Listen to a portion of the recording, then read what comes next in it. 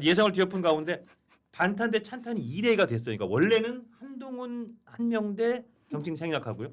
나머지 세 분의 반탄 이렇게 붙을 가능성이 높다 그랬는데 2대가 된 게 한동훈 후보에게는 불리할 거다 이런 분석도 있고 네. 또 어떤 분들은 국민의힘 당 전체로서는 완전히 탄핵 찬성, 그러니까 탄핵 반대에만 매몰리지 않은 모양새라서 구도가 국민의힘 당에는 전체적으로 좋다. 결과적으로 한동훈 후보한테는 나쁠 게 없다.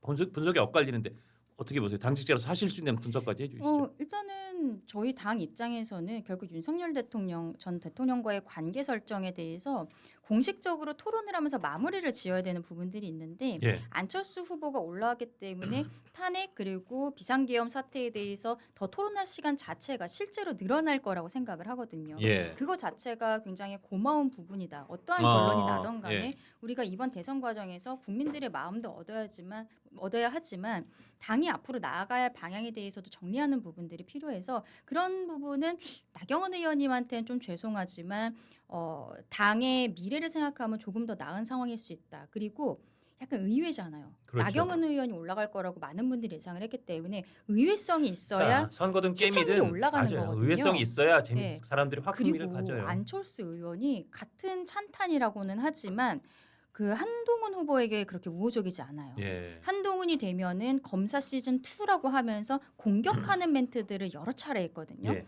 이런 것들을 보면은 오히려 한동훈 후보에 대해서 안철수 후보가 뭐 1대1 토론이든 혹은 사자 토론이든 간에 검찰 출신으로서 그리고 또 윤석열 전 대통령의 그 국무위원이었잖아요. 법무부 장관이었잖아요. 예. 이런 것들에 대한 책임감을 가져야지 왜 출마를 한 것이냐라고 강하게 문제 제기를 할 가능성도 저는 있다라고 생각합니다. 그러면 구도로는 나경원 후보가 올라온 것보다는 한동훈 후보에게 불리하다. 그거는 계속 보시는 거 아니에요, 그렇게? 저는 그럴 가능성은 높다라고 생각해요. 왜냐하면 중도층의 표심이 안철수와 한동훈에게 나눠질 수가 있기 때문에 좀 예. 그렇지 않을까 생각합니다. 어떻게 보세요?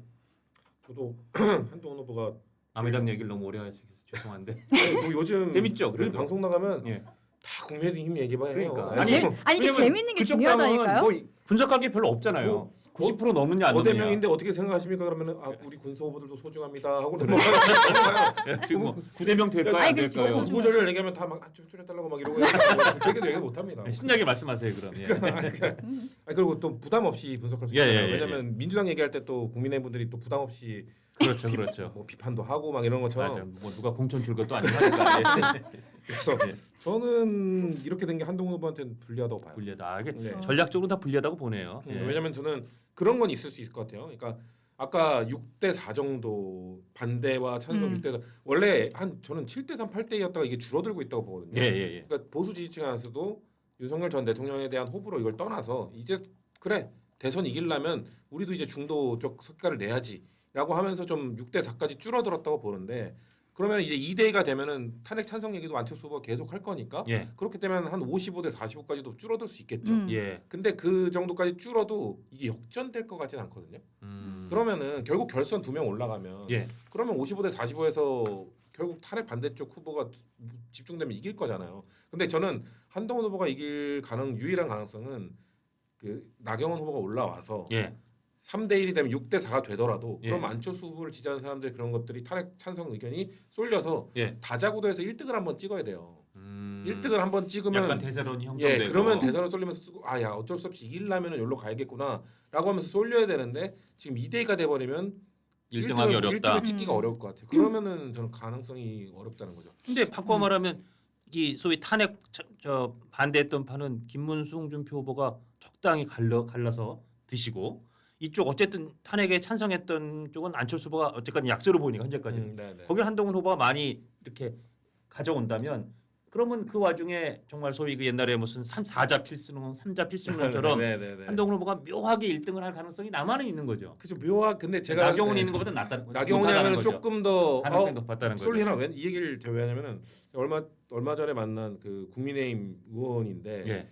지역이 좀 보수세가 강한 분인데 그분이 우리 지역에서는 절대 한동훈 안 할 것 같은 되게 강성한 분들이 그래도 될 사람 밀어주려면 한동훈도 만약에 조금 치고 나오면 밀어줘야 되는 거 아니야? 라는 걸로 좀 선회했다는 거예요. 네. 그래서 되게 놀라면서 얘기하더라고. 오, 그 입장 바뀌는 거 보고 놀랬다고.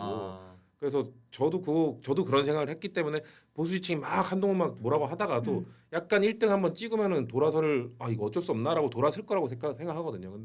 근데 지금 안철수의 이 4강 진출로 인해서 그 가능성이 낮아졌다. 야 이거 몰아줘야 되는 거 아니야라는 그 1등 찍기에는 좀 힘이 딸리지 않을까. 그렇죠. 보수 지지층이 전통적인 우리가 강성 보수 쪽으로만 간다라고 생각할 수는 없는 게 과거에도 이준석 의원이 그 국민의힘에서 당 대표가 되었을 그렇죠. 때 예. 그때도 대구에 가서 탄핵의 강을 건너야 한다 이런 예. 이야기를 했는데 결국에는 1위가 되어버렸단 말이에요. 그리고 한동훈 후보도 그때 당 대표 될 때 사실은 대구에서 굉장히 힘을 많이 받았었어요. 그럼요. 아까 말씀하신 그 말씀 들을 때 저는 그때 기억이 났던 게 그때도 한동훈 그때도 이미 후보가 윤석열 대통령은 관계가 안 예, 좋았는데 안 좋았고 저 사람은 한동훈을 밀 것 같지 않은데 하는 사람들이 이상하게 한동훈을 밀더라. 그런 얘기 나오면서 그때 사실은 예상을 확 넘어서 얻긴 얻었었고 한 65, 2%가 3%가 얻었던 그리고 게 지난 대선도 보면은요.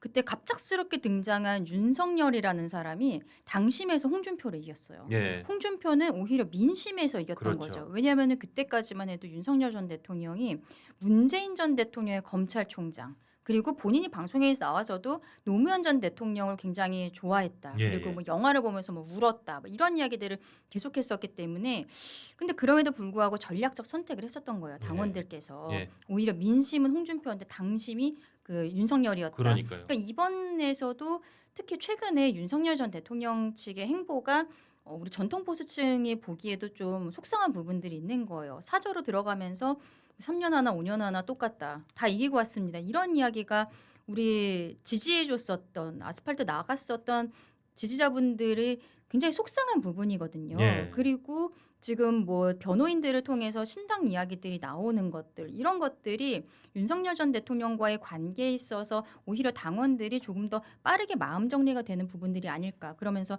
전략적 태세 전환들이 있을 수 있겠다라는 생각도 듭니다. 아까 얘기를 잠깐 여쭤보고 싶은데 그래서 민주당 관점에서는 지금 나와 있는 4명의 후보에 혹시 한덕수 대행도 지금 거론되니까 누가 제일 상당히 힘들다고들 제일 많이 얘기해요. 이재명 대표가 대통령 후보로 민주당 후보의 대선 후보 될 건 사실 99.9%라고 다들 보고 있으니까 네. 이쪽 학적 결승전엔 이재명 후보가 올랐다고 치고 저쪽에 누가 올라올 때 제일 대적하기가 그 중에서 상대적으로 좀 버거울 거라고 생각들을 하세요. 저희는 탄핵 찬성 후보죠. 네. 그러면- 탄핵 찬성 후보 쪽에서는 한동훈이 앞서고 있으니까 뭐 약점이나 뭐 이런 것도 많다고는 하지만 왜 그러냐면은 예. 일단 보수 진영에서 아까 말씀드린 것처럼 탄핵 반대쪽 목소리가 더 높았는데 찬성 쪽이 그걸 뒤집고 올라온다. 이건 약간 드라마잖아요. 예. 서사가 쓰이는 거고.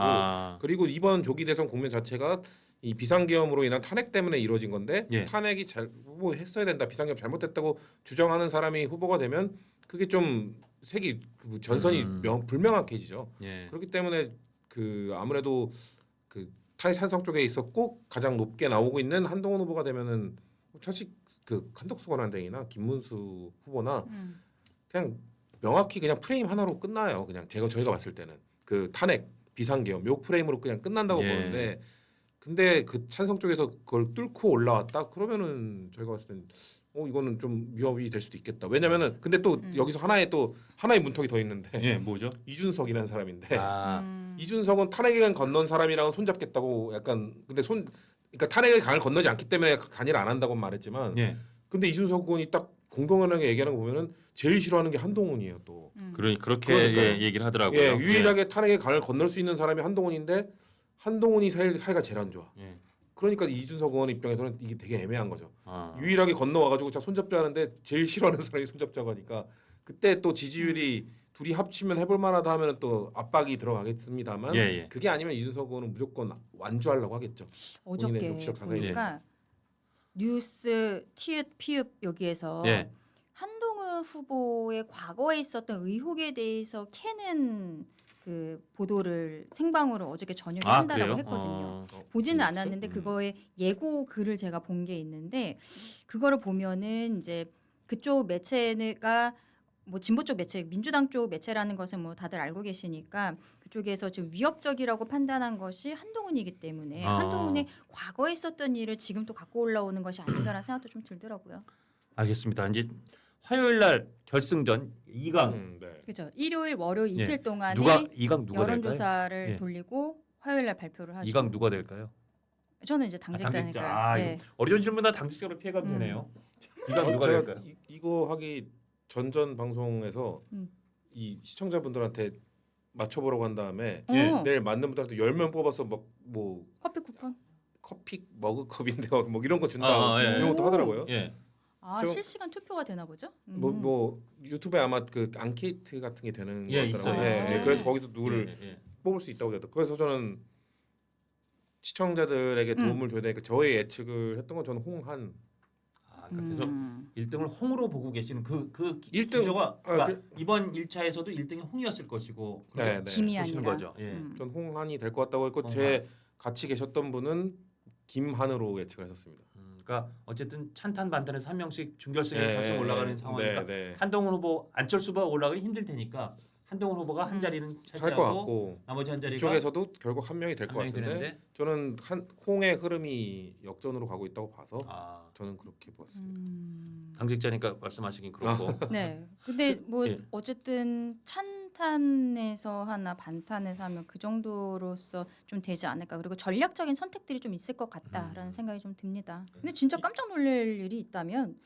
월요일 화요일 이틀 여론조사 돌렸는데 누군가 지금 4명이잖아요. 예. 한 명이 50% 넘기면은 그 3차 경선 안 하고 그냥 바로 근데 확정이거든요. 50% 넘기가 지금 상황에서 그렇죠. 쉽지는 쉽지 않을 않을 것 것 같은데요. 같지만 뭐 갑자기 또 의외성이 있을 수 있는 거니까.